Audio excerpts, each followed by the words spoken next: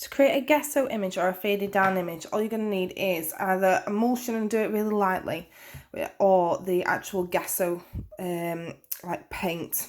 All you do is it's going to make like an opaque type effect.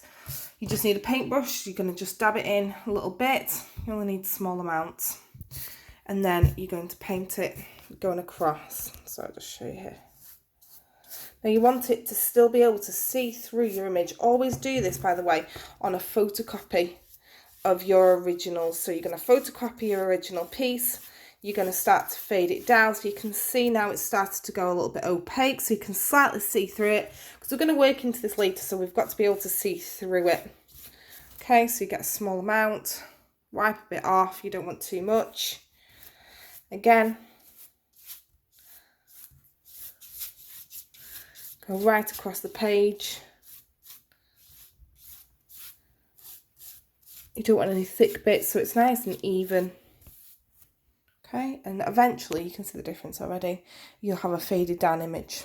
Okay, and what we want to do, once that is dry, you will have something a little bit like this. Okay, so this is my fully faded down one, nice and dry, and it's got something that now other things can stick to.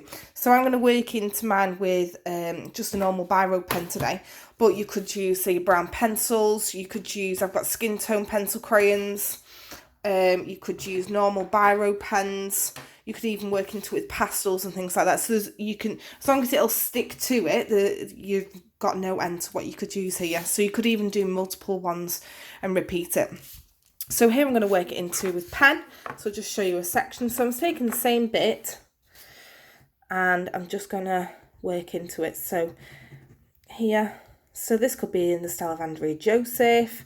Could be a little bit of Mark Powell, okay, with the pen drawing. Even the layering techniques of Peony Ip or Patricia Area. You could even draw like patterns and stuff over the top that are completely unrelated. If you've got a particularly dark image, white pen would be good as well. So you've got to make it link to your artist. These are all AO2 development pieces. So these are all AO2 experiments where you're working into things. You're showing that you can do different techniques and experiment with what you've got, exploring different ideas that is possibly linked to your artist or different artists. So here I'm just going through, adding little bits of tone. I've got my lines that are close together. So I'm going over the top really. It might be that I want to create a floral design over the top. It's completely unrelated. And looking at layering, you might then want to put the original design into Photoshop, and you might want to do the same on Photoshop with double exposure. So you're linking those two together as well.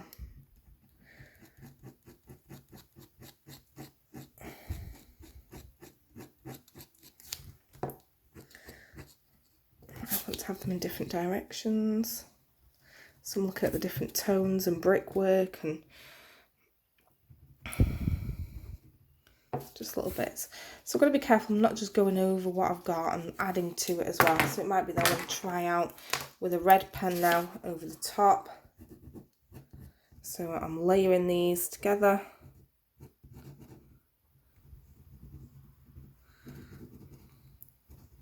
This is really Peony Ip kind of style, or even Andrea Joseph. Okay, make sure you're not scribbling. We're adding light and dark, so I'm extending some of these lines for those lighter tones and those wispy little bits.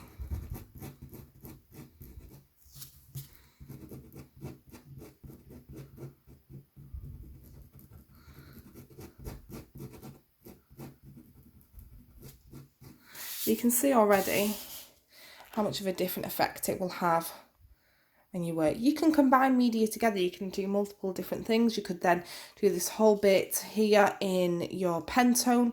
This bit could be in maybe chalk and charcoal. This could be ink and stick, so that you can do loads of different things. So it's about taking your actual original piece, gessoing it down, photocopy it, gesso it down, and working into it with different types of media to show different techniques. And that's how you do a gesso.